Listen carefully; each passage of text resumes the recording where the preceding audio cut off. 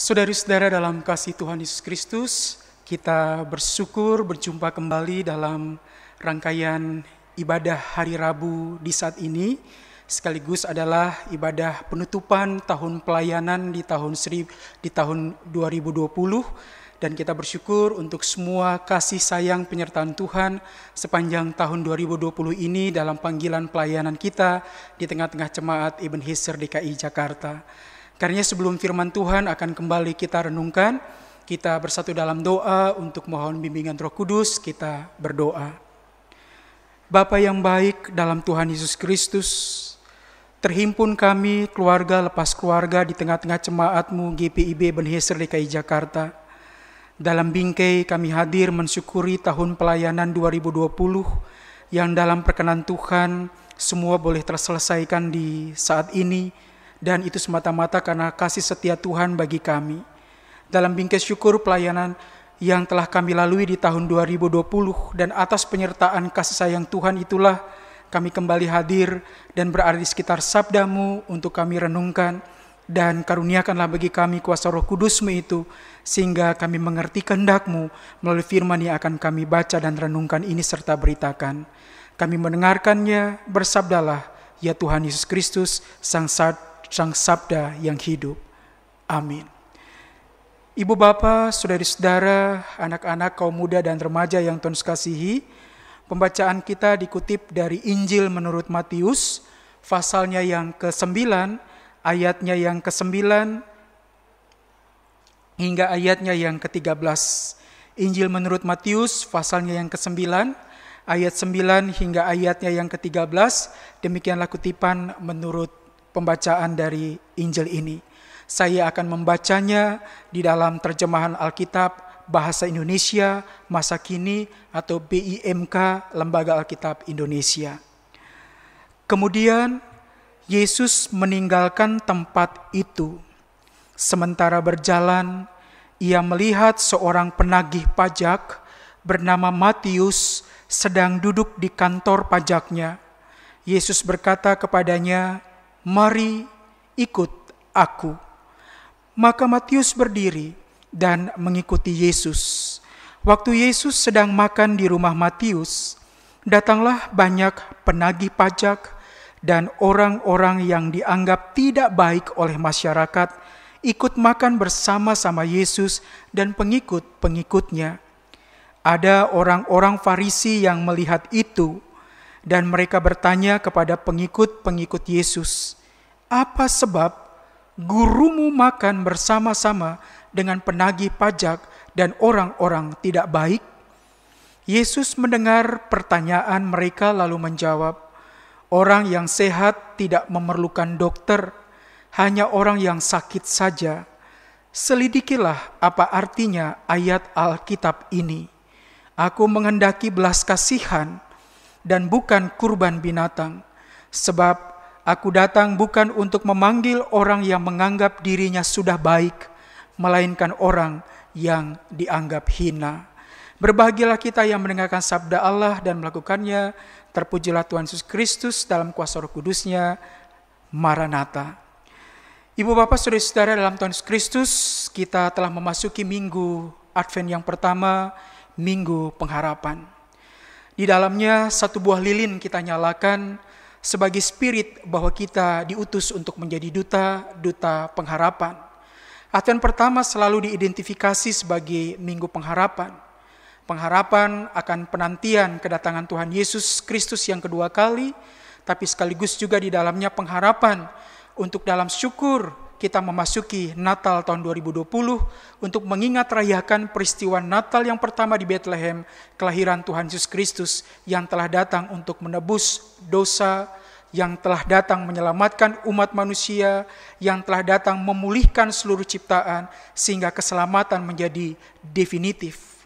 Dalam penantian kita akan kedatangan Tuhan Yesus kembali, yang kemudian di dalamnya hadir dan datang kembali untuk menghakimi sisi dunia, maka kita memaknai Minggu Advent yang pertama dalam pengharapan, sekaligus juga untuk meneguhkan pengharapan bukan hanya bagi diri kita sendiri, tapi juga bagi sesama kita. Sehingga arak-arakan dalam kumandang doa Maranatha, datanglah ya Tuhan, adalah sekaligus kita yang berbagi dan menebarkan pengharapan itu, sehingga setiap insan, bahkan dalam konteks keutuhan ciptaan, sungguh-sungguh punya pengharapan karena kehadiran dan kebaikan Tuhan Yesus Kristus yang sejatinya adalah Allah sendiri yang datang untuk melawat dunia, menyelamatkan dan membaharuinya. Dan kiranya seiring dengan apa yang kita refleksikan pada saat ini, momentum ketika Matius dipanggil untuk menjadi murid Yesus. Dia adalah seorang pemungut cukai yang dalam hal ini sementara membuka lapak bea cukainya itu di desa nelayan Kapernaum, dengan asumsi bahwa dia membuka lapak bea cukainya di sana dengan tugas untuk menjadi kolektor pajak bagi semua yang membawa hasil ikan, para nelayan atau apapun yang secara khusus berhak untuk ditagih pajaknya. Dan status sebagai kolektor pajak adalah sesuatu status yang di dalamnya diperoleh dengan harga mahal. Dan orang berasumsi bahkan menafsirkannya Matius memperoleh status itu pun sudah pasti dengan mengeluarkan banyak uang sebelum kemudian dia berhak menyandang tugas dan tanggung jawab sebagai seorang kolektor pajak bagi penjajah Romawi.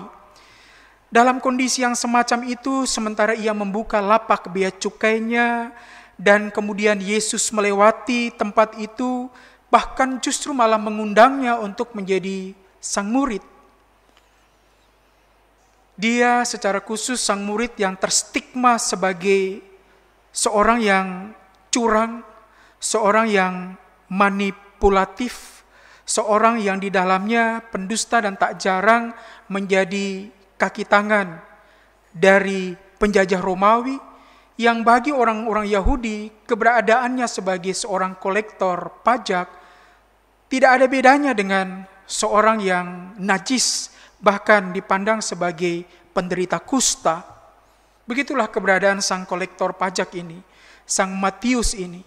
Tapi justru Yesus memanggilnya sebagai seorang murid untuk kemudian bersama-sama hadir dan memaknai panggilannya sebagai yang mencinta dan dicinta, sebagai yang kemudian di dalamnya hadir dan dalam kehadirannya sungguh-sungguh membawa berita keselamatan sebagai murid Tuhan yang setia. Dan ini tidak mudah, seiring dengan stigma yang Matius bawa.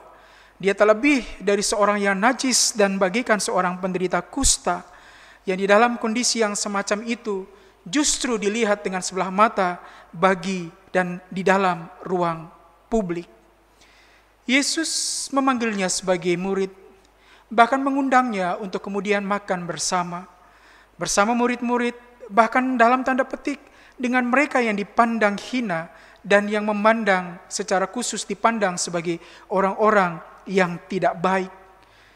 Bahkan para Farisi pun bertanya, mengapa sang rabi justru mengundang mereka orang-orang yang tidak baik makan bersama-sama dengan penagih pajak, lalu kemudian sungguh-sungguh dengan orang-orang hina semacam itu justru memaknai kolegialitas, memaknai persaudaraan dengan makan bersama.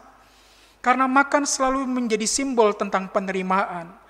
Makan menjadi simbol sebagai semangat egaliter, semangat kebersamaan, semangat untuk merangkul, untuk memeluk, semangat untuk merengkuh.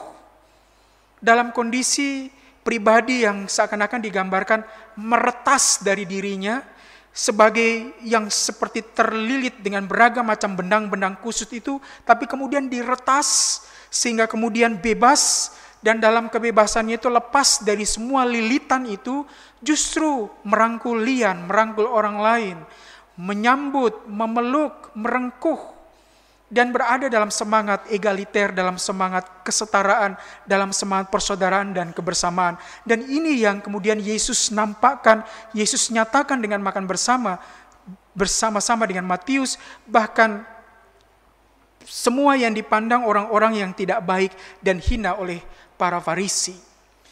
Dan moga dalam minggu pengharapan inilah, minggu Advent yang pertama, adalah kita juga yang akan senantiasa hadir untuk merangkul, merengkuh dan memeluk lian orang lain dalam semangat kebersamaan, dalam semangat kesetaraan di dalam cinta dan kebaikan Tuhan, sehingga pengharapan itu pun dialami oleh sesama kita. Ibu bapak saudara-saudara yang Tuhan Yesus kasihi, tanggal 1 Desember yang lalu kita pun memperingati Hari AIDS sedunia di tahun 2020. Untuk Hari AIDS sedunia di tahun 2020 ini, tema yang diusung adalah solidaritas global, tanggung jawab bersama. Kita diminta untuk bersolidar, untuk memaknai dan berbela rasa, compassion, untuk juga menghargai, menghormati, respect, dan mengasah kepekaan kita, sensitivity terhadap sesama dan saudari-saudari kita yang hidup dan dalam hidupnya itu terdampak oleh HIV AIDS. Lalu kemudian kita mendukung mereka sebagai sesama dan saudara, sekaligus sebagai momentum untuk mengingat saudara-saudari kita yang kemudian meninggal dan kehilangan nyawanya karena AIDS. Kiranya solidaritas yang kemudian kita galang ini adalah juga merengkuh lian sesama kita yang terstigmatisasi dengan kondisi bahwa mereka berdamai dan mereka hidup sebagai pribadi yang terdampak oleh virus HIV ini. Tapi sekaligus juga untuk membangun solidaritas bersama-sama dengan mereka semua, bukan hanya saja mereka yang mengalami dan terdampak oleh virus HIV ini, tapi sesama yang di dalam kehidupannya pun rindu untuk dirangkul, untuk direngkuh, untuk dipeluk, dan mengalami kekuatan karena mereka merasa tidak sendiri dan kesepian, tapi karena juga kehadiran kita untuk saling membantu di dalam Tuhan. Dan menarik, kalau kita baca Injil Markus dan Injil Lukas, Matius disapa sebagai Levi. Dia dikenal sebagai Levi. Dan di dalam Injil Matius, sang Levi ini kemudian dipandang dan disapa dengan Matius. Banyak penafsir yang menggambarkan bahwa Yesuslah yang kemudian mengubah nama Levi ini menjadi Matius. Arti nama Matius adalah karunia Allah. Jadi sama seperti dirinya pribadi, si Levi, sang pemungut cukai ini, kini menjadi Matius yang menerima karunia Allah itu, bahkan dirangkul menjadi sang murid, di mana bersama-sama masuk dalam komunitas Yesus.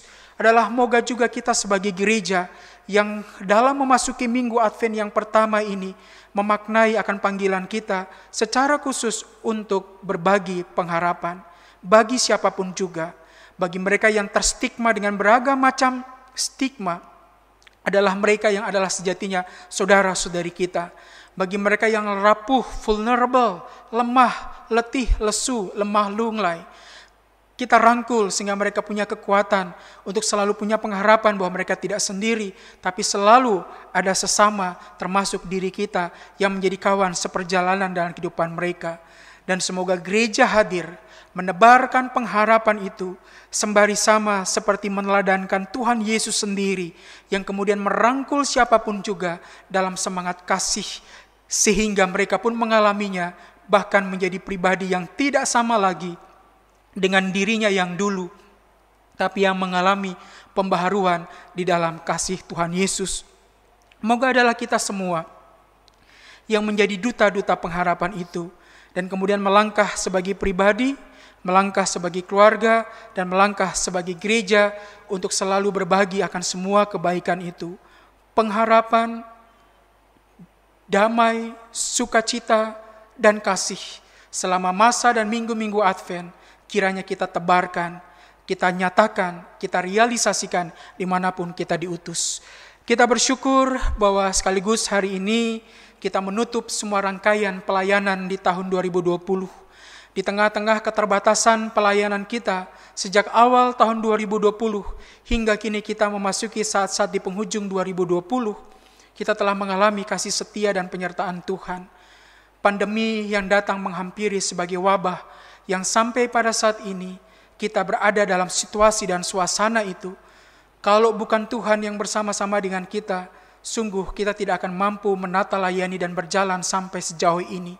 Tapi karena kasih setia Tuhan sajalah, sehingga sebagai jemaat secara khusus kita menata persekutuan pelayanan kesaksian di tahun 2020, dalam tahun pelayanan yang di dalamnya kita syukuri dan kita tutupi di hari ini. Karena kebaikan Tuhan itu sajalah semuanya boleh berjalan dengan baik. Dan kita syukuri itu karena kasih setia Tuhan yang telah membantu sehingga kita semua baik sebagai presbiter, unit-unit misioner, bahkan segenap warga jemaat GPIB Ebenezer DKI Jakarta melewati semua bentuk penatalayan itu di dalam penyertaan dan kasih setia Tuhan Yesus sendiri.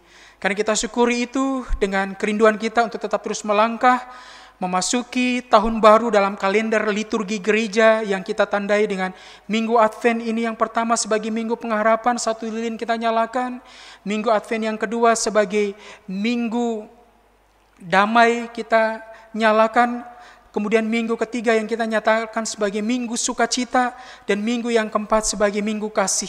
Kiranya kita lewati itu dengan baik, keluarga lepas keluarga, minggu tiap minggu, sering dengan semangat pembaharuan dan pertobatan sebagai sesama, sebagai anak-anak yang Tuhan Yesus cintai, sehingga di dalamnya selalu ada pembaharuan di dalam Tuhan. Warna ungu ini mengingatkan kita untuk selalu mengingat semua kebaikan dan kerahiman Tuhan itu, sehingga masa Advent ini kita alami dengan semangat pembaharuan dan juga pertobatan di dalam Tuhan. Mari kita meretas diri untuk merengkuh lian dalam rangka merawat kehidupan, di dalamnya berbagi pengharapan, berbagi damai sejahtera, berbagi sukacita, dan berbagi kasih bagi siapapun juga. Selamat memaknai minggu-minggu Advent ini.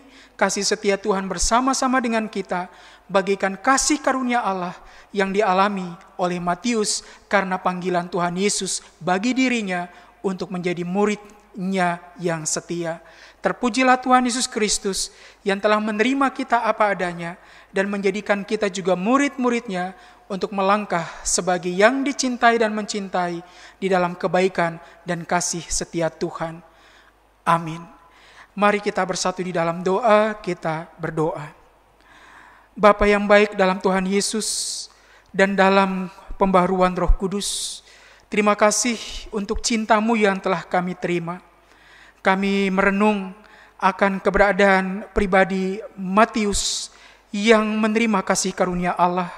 Dia dipilih sebagai murid Kristus sendiri, seorang yang membuka lapak bea cukai, dinilai dan terstigmatisasi sebagai yang korup, manipulatif, najis, sebagai penderita kusta, tapi justru diterima oleh Tuhan Yesus dan dijadikan murid yang setia. Tolonglah kami ya Tuhan, agar kami punya keberanian untuk meretas diri, agar merangkul lian dan merawat kehidupan, sama seperti Tuhan Yesus menginginkan kami untuk membangun semangat kebersamaan dan kesetaraan itu bagi siapapun juga. Sini dengan minggu Advent yang kami masuki, Minggu Pengharapan ini, kiranya kami punya spirit dan semangat yang sama untuk memaknai saling menerima, saling menguatkan, saling meneguhkan satu dengan yang lain, sehingga di dalam kebaikan Tuhan kami menjadi duta-duta pengharapan dimanapun kami diutus. Bantulah kami sebagai keluarga lepas keluarga untuk boleh memaknai minggu-minggu Advent ini dengan penuh syukur, seiring dengan kasih setia dan penyertaan-Mu bagi kami ya Tuhan Yesus, yang memperkenankan kami untuk memasukinya.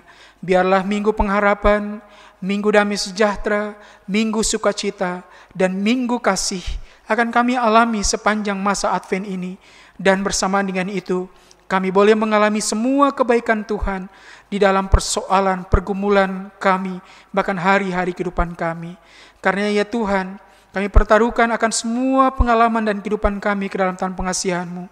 Bagi yang dalam kondisi sakit, rahmatilah dengan kesembuhan, takut, cemas, patah arang, tawar hati, rahmati dengan kekuatan, keteguhan, penghiburan dan pengharapan, sehingga hanya karena cinta Tuhan mereka selalu mengalami kebaikan-Mu untuk kembali menjalani akan kehidupan dengan penuh syukur. Rahmatilah setiap keluarga dan kehadiran kami sebagai suami istri, bersama dengan anak-anak, bahkan hadir menantu, cucu, bahkan mungkin juga cicit, sehingga kehidupan kami sebagai keluarga menjadi keluarga yang diberkati, lalu mengalami semua kebaikan Tuhan seiring dengan bulan Desember yang telah kami masuki ini, masa Advent yang akan kami maknai dan kami hayati, bukan hanya saja dalam rangka mempersiapkan akan kehidupan kami menyongsong Natal, tapi lebih daripada itu ketika Engkau datang kembali dalam kasih dan rahmat-Mu, untuk memulihkan kami, bahkan seisi dunia, ketika Engkau datang sebagai Tuhan dan Hakim atas isi dunia. Karena tolonglah kami semua, agar kami tetap punya semangat untuk menanti akan kedatangan-Mu. Doa-doa kami, Maranatha, datanglah Tuhan, adalah beriring dengan kesiapsediaan kami untuk selalu mengarahkan perhatian kami hanya kepada Engkau, ya Allah Tritunggal, yang telah mengasihi kami sehingga mengaruniakan Tuhan Yesus Kristus sebagai Putra-Mu, sehingga lewat kelahiran, lewat hidup dan kematian serta kebangkitannya, kami memperoleh keselamatan, dan dalam kuat kuasa Roh Kudus kami dibaharui. Karena berkatilah kami semua yang dalam gumul, Engkau sajalah yang memberikan kepada kami kelepasan, sehingga pembaharuan di dalam Tuhan kami alami. Terima kasih untuk semua kebaikan yang telah Tuhan beri, atas penghasilan, atas rezeki, atas pertambahan umur, baik pribadi maupun kehidupan rumah tangga, atas rahmat dan kebaikan yang boleh kami alami dari sesama. Semuanya kami naikkan sebagai ungkapan syukur dan terima kasih karena kebaikan Tuhan bagi kami. Dan secara khusus ya Tuhan Yesus, atas penyertaan-Mu sepanjang tahun pelayanan 2020 ini, sehingga dalam proses penata layanan sebagai jemaat, apapun yang telah kami lakukan dan semua terselenggara, itu hanya karena kebaikan, kasih setia dan penyertaan-Mu bagi kami, sehingga segala sesuatu boleh dilakukan. Kiranya apa yang kami lakukan menjadi hormat dan kemuliaan bagi Tuhan Yesus sebagai Sang Kepala Gereja, dan ampunilah kami jika di dalam pelayanan itu begitu banyak keterbatasan, kekurangan kami alami. Engkau sajalah yang telah menyertai kami, Engkau juga akan memberkati kami untuk memasuki persiapan tahun pelayanan yang baru, seiring di dalam perkenan Tuhan, sehingga di dalam kasih setia-Mu ya Tuhan, sebagai bagian dari jemaat, apa yang telah Tuhan nyatakan kami syukuri dan kami naikkan ungkapan syukur terima kasih kami, tapi sekaligus juga percaya bahwa Tuhan akan selalu menuntun kami dalam panggilan kami bersekutu, bersaksi dan melayani. Tuhan Yesus, terima kasih untuk semua kebaikan-Mu. Berkati kami di dalam kami memaknai masa Advent ini. Berkati kami menyongsong tahun rahmat Tuhan dalam kehidupan kami. Dan dengan semua yang kami alami, sesama kami boleh mengalami keselamatan di dalam Tuhan Yesus. Berkatilah pemerintah bangsa dan negara kami. Engkau rahmati kami sebagai warga masyarakat, dan berkatilah pemimpin-pemimpin kami sebagai sang pemerintah. Hanya Engkau jualah yang memberkati sehingga kami keluar dari krisis, bahkan bangsa-bangsa di dunia. Engkau pulihkan kembali, sehingga dalam perkenan-Mu kami menyongsong hari esok sebagai bagian dari warga masyarakat, bahkan sebagai bagian dari warga dunia, yang selalu punya pengharapan bahwa pembaharuan itu terjadi dalam kasih setia-Mu ya Tuhan, dan kami punya pengharapan untuk menatap hari esok. Rahmatilah pemerintah kami dengan hikmat, sehingga mampu memimpin dan menata akan pelaksanaan pemerintahan mereka bagi warga masyarakat, yang di dalamnya hadirnya kami untuk juga berkontribusi dan berpartisipasi. Tuhan berikan ketenangan, kesentosaan, kesejahteraan, kedamaian, dalam kami maknai hari-hari kehidupan kami sebagai bagian dari warga masyarakat. Terima kasih untuk kesempatan indah ini ya Bapa. Ampunilah akan dosa dan salah kami dalam kasih setia Tuhan Yesus Kristus yang telah mengajar kami berdoa. Bapa kami yang di sorga, dikuduskanlah nama-Mu, datanglah kerajaan-Mu, jadilah kehendak-Mu di bumi seperti di sorga. Berilah kami pada hari ini makanan kami yang secukupnya, dan ampunilah kami akan kesalahan kami, seperti kami juga mengampuni yang bersalah kepada kami. Dan jangan bawa kami ke dalam pencobaan, tapi lepaskanlah kami dari yang jahat, karena Engkau-lah yang punya kerajaan, dan kuasa, dan kemuliaan, sampai selama-lamanya. Amin. Ibu Bapa, saudari-saudara dalam Tuhan Yesus Kristus, kita bersyukur untuk penutupan tahun pelayanan di tahun 2020 ini. Mari kita memaknai akan masa Advent ini dengan baik, sekaligus persiapan kita untuk memaknai Natal tahun 2020. Sekalipun tidak kita jumpai renungan di hari Rabu, tapi semoga dalam keluarga-keluarga kita tetap tekun berdoa dan membaca firman, seiring dengan minggu-minggu Advent yang kita hayati. Dalam saran, moga di tiap keluarga-keluarga Jemaat Ebenezer juga bisa menata 4 buah lilin ketika di dalamnya masa Advent ini kita hayati. Pasanglah dan tatalah 4 buah lilin ungu, 3 warna ungu dan 1 merah muda, ataupun lilin putih yang kita miliki. 4 buah lilin ini sekaligus menandai persiapan kita lewat doa-doa kita bersama sebagai suami istri, bersama-sama dengan anak-anak, memasuki Advent ini dengan baik. Minggu pertama dikenal sebagai Minggu Pengharapan, minggu kedua dikenal sebagai Minggu Damai Sejahtera, minggu ketiga dikenal sebagai Minggu Sukacita, dan minggu keempat adalah Minggu Kasih. Moga setiap minggu itu dihayati dengan baik dan setiap keluarga berkumpul dalam doa dan baca firman. Di setiap minggu Advent, nyalakanlah lilin itu bertahap. Lilin pertama, kedua, ketiga, hingga keempat, sampai dan ketika menyongsong Natal di tanggal 24 Desember, sebuah lilin putih sebagai lilin Kristus, lilin kelima, kita nyalakan seiring dengan bahwa persiapan kita semua memasuki Natal dalam sungguh dan mengalami sejahtera, damai, sukacita, kebahagiaan di dalam Tuhan Yesus. Selamat memasuki dan memaknai masa Advent. Tuhan Yesus memberkati kita sekalian. Amin.